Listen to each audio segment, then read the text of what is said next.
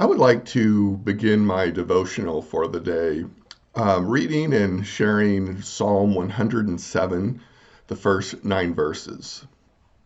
Give thanks to the Lord because he is good, because his faithful love lasts forever. That's what those who are redeemed by the Lord say, the ones God redeemed from the power of their enemies, the ones God gathered from various countries, from east and west, north and south. Some of the redeemed had wandered into the desert, into the wasteland. They couldn't find their way to a city or a town. They were hungry and thirsty. Their lives were slipping away. So they cried out to the Lord in their distress, and God delivered them from their desperate circumstances. God led them straight to human habitation. Let them thank the Lord for his faithful love and his wondrous works for all people, because God satisfies the one who was parched with thirst, and God filled up the hungry with good things. Psalm 107 reflects on Israel's past. It remembers the many times that God has blessed God's people. But it's not only memories of good times, but also difficult times. This psalm speaks of God redeeming God's people from their enemies. Might that be a reflection of how God had rescued Hebrew slaves from their bondage in Egypt? That psalm also speaks of being lost in a desert. Is that a memory of the 40 years those newly freed slaves wandered in a barren wilderness before entering the land of promise?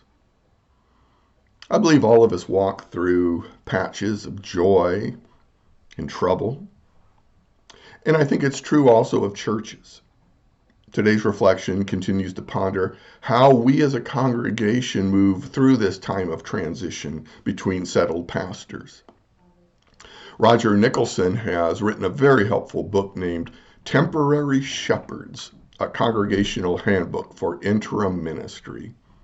He believes one important task of interim ministry is to reflect on our history and what our past might teach us as we move into the future. And like Psalm 107, we will have had joyful as well as disappointing memories. Roger Nicholson suggests the following questions we might ask ourselves at this moment of time in response to Psalm 107.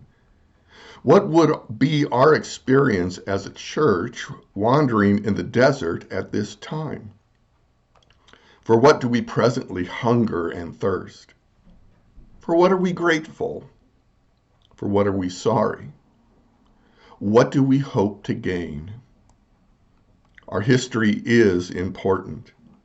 What may be of more importance is asking to what God is calling us as we step into St. Peter's United Church of Christ's future. I discovered a quote at a previous church written by a previous pastor who was writing on the occasion of that congregation's 160th church anniversary. He wrote, "Remember that your past is not to be an anchor to what was, but a rudder that steers you toward what yet might be for the glory of God."